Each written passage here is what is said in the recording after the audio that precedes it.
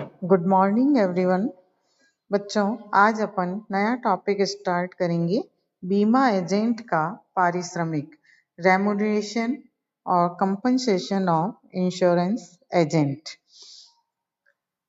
बीमा एजेंट बीमा कंपनियों के अत्यंत महत्वपूर्ण व्यक्ति होते हैं। जैसे अपन ने पहले पढ़ा, बीमा एजेंट के माध्यम से ही सभी व्यक्ति अपने बीमा एजेंट के द्वारा बीमा कराते हैं और अपने जीवन से संबंधित सुरक्षा को हासिल करते हैं। तो बीमा एजेंट के कार्य, कर्तव्य, उनके नियुक्ति इत्यादि के बारे में अपन ने अध्ययन किया। अब आज अपन देखते हैं कि बीमा एजेंट का पारिश्रमिक क्या होता है और किस प्रकार से बीमा एजेंट के पारिश्रमिक को निश्चित किया जाना चाहिए। तो बीमा एजेंट क्योंकि बीमा कंपनियों के अत्यंत महत्वपूर्ण व्यक्ति माने जाते हैं। प्रत्येक बीमा कंपनी की उत्पादकता, लाभदेयता तथा कुशलता में बीमा एजेंटों की भूमिका अत्यंत महत्वपूर्ण होती है।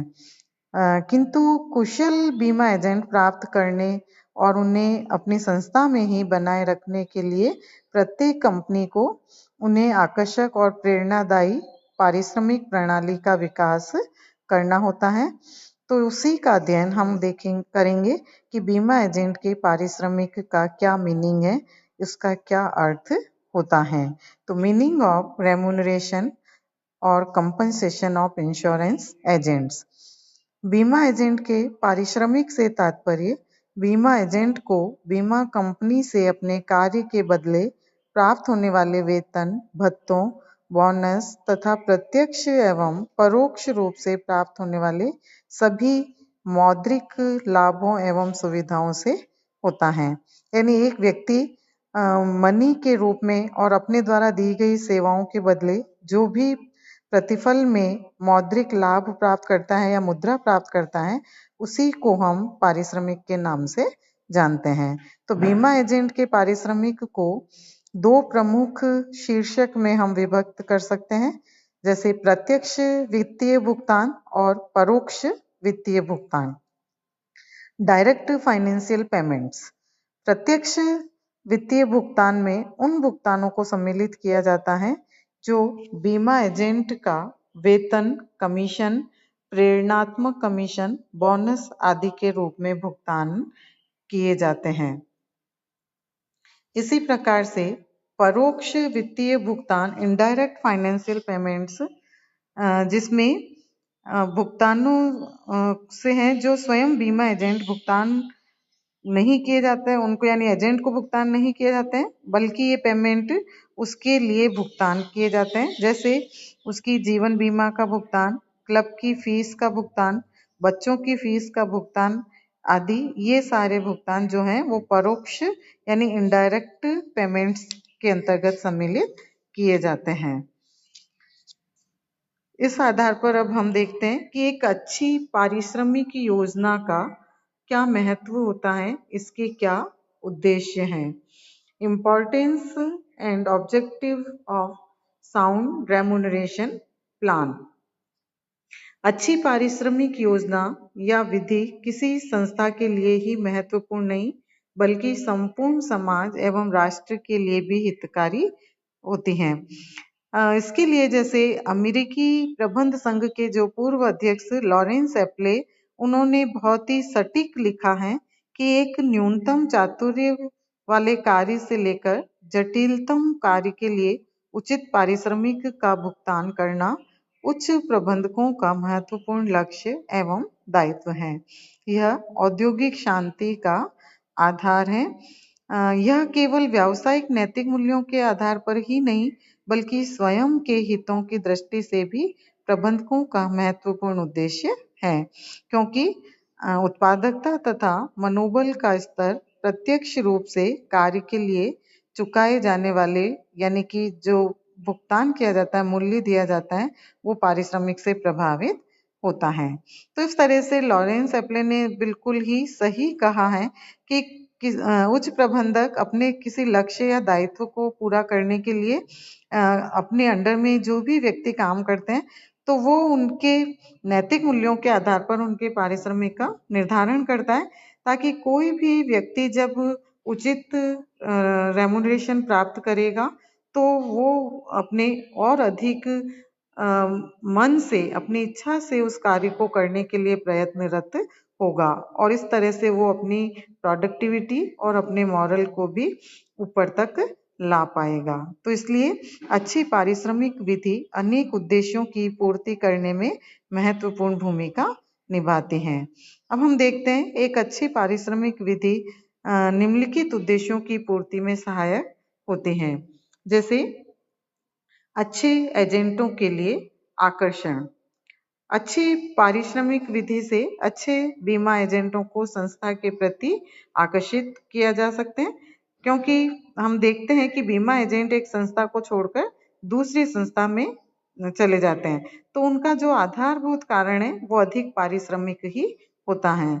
अतः प्रत्येक संस्था को अच्छे बीमा एजेंट आकर्षित करने के लिए अच्छी पारिश्रमिक विधि का विकास करना चाहिए।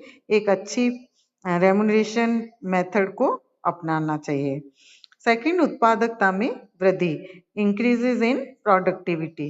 अच्छी पारिश्रमिक योजना बीमा एजेंटों की उत्पादकता में वृद्धि करने में भी योगदान देते हैं।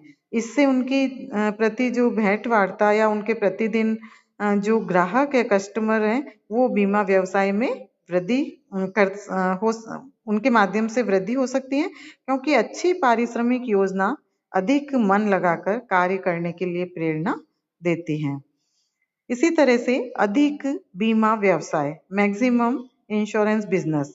सुदृढ़ पारिश्रमिक विधि से संस्था के बीमा व्यवसाय में भी वृद्धि होते हैं और एक अच्छा पारिश्रमिक जब कोई भी एजेंट प्राप्त करता है तो वो ऑटोमेटिकली खुद ही अपने व्यवसाय को भी आगे बढ़ाएगा और बीमा व्यवसाय के अंतर्गत भी अपना सहयोग दे पाएगा। अभिप्रेरणा, मोटिवेशन। एक अच्छी पारिश्रमिक योजना बीमा एजेंटों को अधिकाधिक बीमा व्यवसाय प्राप्त करने के लिए मोटिवेट करती हैं, उसको प्रेरित करती हैं। इसी प्रकार से व्ययों में कमी। अकेली अच्छी पारिश्रमिक योजना ही कई व्ययों जैसे भ्रमण, विज्ञापन, विक्रय संवर्धन, पत्राचार आदि व्ययों को कम करने में योगदान दे सकती हैं, क्योंकि व्यक्ति स्वयं जितना अच्छा काम करेगा खुद ही कई व्यक्तियों से वो कांटेक्ट करेगा, संपर्क स्थापित करेगा और इस प्रकार से उसे किसी भी तरह की पब्लिसिटी करने की आवश्यकता नहीं होगी, तो ऑटोमेटिकली विभिन्न प्रकार के जो एक्सपेंसेस हैं उनको कम किए जा सकते हैं। लागतों में कमी। अच्छी पारिश्रमिक विधि कुल लागतों में कमी लाने में सहायक है। इसका कारण क्या है? क्योंकि यह बीमा एजेंट कम समय में जब अधिक बीमा व्यवसाय प्राप्त कर सकते हैं तो उससे प्रति बीमा पत्र लागत में आसानी से कमी लाई जा सकती है। इसके अतिरिक्त जो संस्थाएं पहले ही न्यूनतम लागत पर अधिकतम बीमा व्यवसाय प्राप्त कर रही हैं, वे अब केवल व्ययों में कमी लाकर ही अपनी लागतों में कमी कर सकती हैं। विक्रय व्ययों में कमी लाने हेतु एक अच्छी पारिश्रमिक विधि का प्रयोग करना वरम आवश्यक है। एजेंटों के आवर्तन में कमी। अच्छी पारिश्रमिक योजना अच्छे एजेंटों को आकर्षित ही नहीं करती बल्कि उनको संस्था में बनाए भी रखती हैं।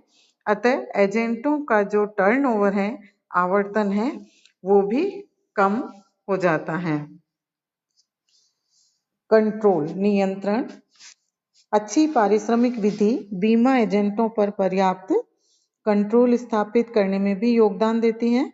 वेतन तथा कमीशन विधि को संयुक्त रूप से अपनाकर एजेंटों का अच्छे प्रकार से नियंत्रण या उन पर कंट्रोल किया जा सकता है। अच्छे संबंध, गुड रिलेशन।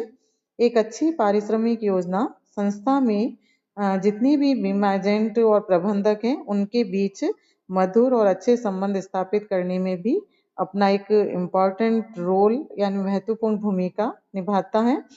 अच्छी योजना दोनों ही पक्षकारों के हितों का पोषण करती हैं और इससे उनमें स्वतः ही अच्छे संबंधों का सूत्रपात होता है, आपस में अच्छे संबंध बने रहते हैं। लास्ट, ख्याति में वृद्धि, इंक्रीजेज इन गुडविल। एक अच्छी पारिश्रमिक योजना वाली संस्था के बीमा एजेंट कुशल होते हैं, जो ग्राहकों से बहुत ही अच्छे और मधुर संबंध स्थापित करते हैं।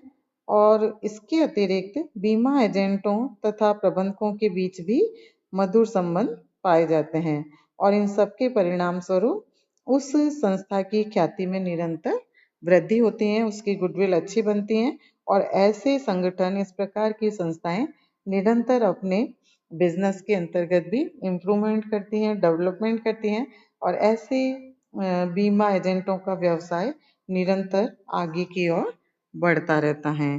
तो इस प्रकार से ये विभिन्न बिंदु हमने देखे और इस तरह का अगर प्लान, एक जो रेम्युनरेशन प्लान है वो किया जाए तो एक बीमा व्यवसाय के उद्देश्यों को पूरा किया जा सकता है और इस व्यवसाय के अंतर्गत और अधिक वृद्धि संभव हो पाती है। थैंक यू बच्चों।